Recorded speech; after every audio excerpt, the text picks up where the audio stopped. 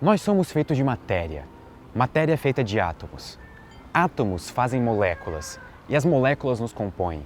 Mas por que exatamente o nosso tipo de matéria tem que ser exatamente o único tipo de matéria? A ideia de uma matéria diferente da matéria que nós estamos acostumados, a matéria ordinária que existe no universo, não é algo recente. A primeira ideia do que seriam antiátomos surgiu em 1880 com uma carta enviada pelo físico alemão Arthur Schuster para a revista Nature.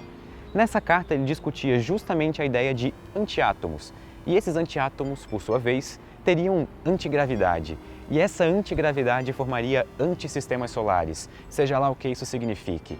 Só que é importante notar que nessa época, esse conceito inteiro de antiátomos ou antimatéria era apenas uma hipótese, e isso não foi muito longe. Durante a década de 1920, a teoria quântica de Schrödinger, o mesmo do gato, surgiu, e isso iniciou uma nova era de pesquisa na física. A teoria quântica do Schrödinger foi tão importante e foi um extremo sucesso porque ela conseguia explicar com exatidão os resultados experimentais obtidos na época. Só que por mais que a teoria quântica de Schrödinger fosse condizente com todos os resultados experimentais da época, ela tinha um problema. E o próprio Schrödinger sabia que a teoria dele não estava completa. Nas suas tentativas de desvendar o átomo, Schrödinger também tentou levar em conta a teoria da relatividade de Einstein. Vocês devem conhecer a famosa equação E igual a mc ao quadrado, mas essa é só metade da história. Na verdade, a equação completa também leva em conta o momento, uma espécie de quantidade de movimento de uma partícula.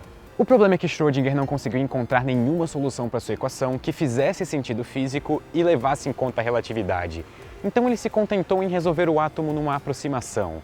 Nessa aproximação, a relatividade não seria importante e essa é a famosa equação de onda de Schrödinger.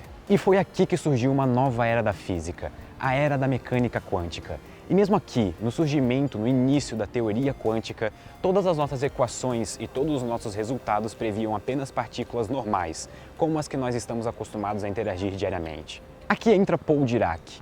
Dirac era um físico britânico aficionado pelo elétron, e ele dedicou boa parte da sua vida a entender um pouco mais sobre a natureza dessa partícula a partir de um ponto de vista quântico.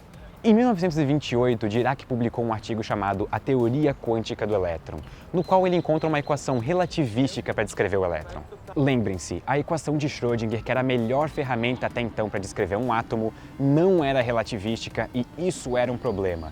É por isso que a equação de Dirac foi um tremendo avanço na física, porque ela basicamente conseguiu reunir a relatividade com a mecânica quântica. Dessa nova equação para o elétron surgem duas soluções. A primeira solução descreve uma partícula que é o elétron, e ela acerta coisas como, por exemplo, a carga do elétron e a massa do elétron, e isso é um verdadeiro triunfo. Só que a segunda solução agora prevê uma partícula que é basicamente igual ao elétron, com exceção da sua carga, que é positiva, e a energia, que é negativa. Em toda a história da física, essa foi a primeira vez que a matemática previu a existência de uma partícula, ou melhor, uma antipartícula. Como nenhuma partícula conhecida na física tinha aquelas propriedades, os físicos tiveram certeza de que estavam lidando com algo novo e batizaram essa nova partícula de pósitron, que é basicamente um elétron com carga positiva. E depois desse artigo do Dirac, vários novos indícios da existência do pósitron surgiram, mas foi só em 1932 que Carl Anderson conseguiu provar definitivamente a existência do pósitron, o antielétron, a primeira antipartícula observada na história. Antimatéria tem um espaço especial na imaginação das pessoas e nos filmes de ficção científica.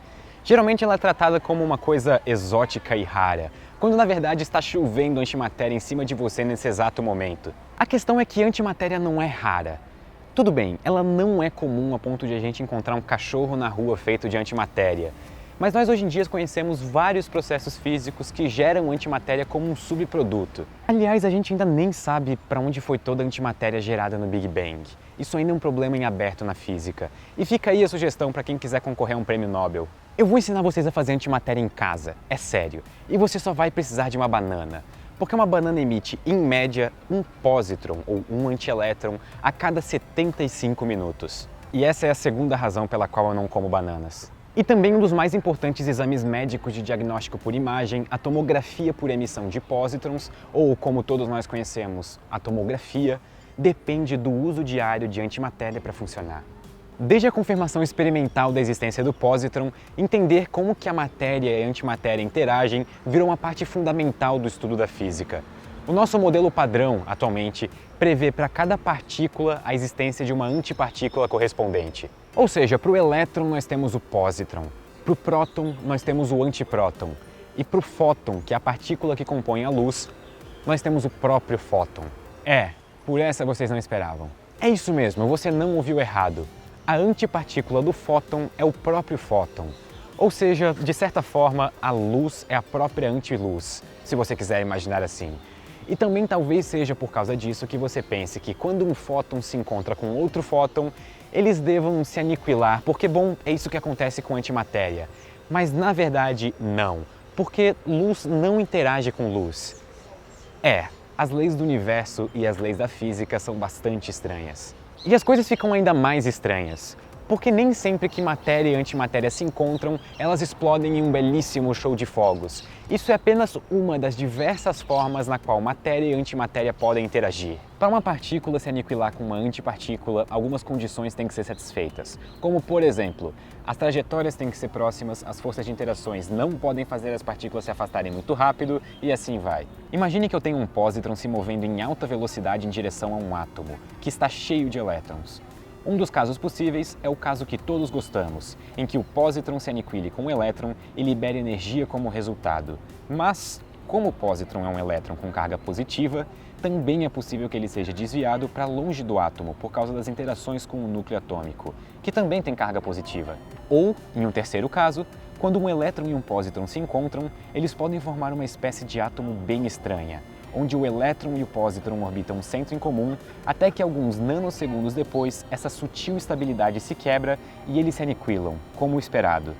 Esse átomo estranho recebe o nome de positrônio e foi observado pela primeira vez em 1951 nos laboratórios do MIT. Mas nós também podemos ir além e tentar produzir átomos de antimatéria inteiros, e isso já acontece há algum tempo. O CERN já começou a produzir antiprótons para tentar formar átomos de antihidrogênio, que é basicamente um átomo de hidrogênio com as cargas invertidas. Um antihidrogênio é feito juntando um pósitron, que é um elétron de carga positiva, com um antipróton, que é um próton com carga negativa. E isso serve para a gente averiguar se a antimatéria de fato se comporta como as nossas teorias prevêem. Em resumo, até onde nós sabemos, a antimatéria se comporta exatamente como a matéria. Se Andrômeda, nossa galáxia vizinha, fosse feita completamente de antimatéria, nós não teríamos como saber só de olhar. Caso o universo inteiro fosse feito de antimatéria e só nós fôssemos feitos de matéria, nós só teríamos como saber quando os nossos átomos começassem a se aniquilar com os átomos do resto do universo. No fim, é isso. Antimatéria não é algo raro e não é algo exótico. Ela é só uma pequena parte desse complicado quebra-cabeça que é a realidade. Muito obrigado e até a próxima. Esse vídeo só foi possível graças aos nossos apoiadores do Catarse. Então, se você quiser ver mais vídeos como esse e ajudar a gente na produção e participar diretamente do nosso processo criativo, além de ajudar a gente a fazer um podcast em breve, considere virar um dos nossos apoiadores através do nosso Catarse. O link vai estar na descrição.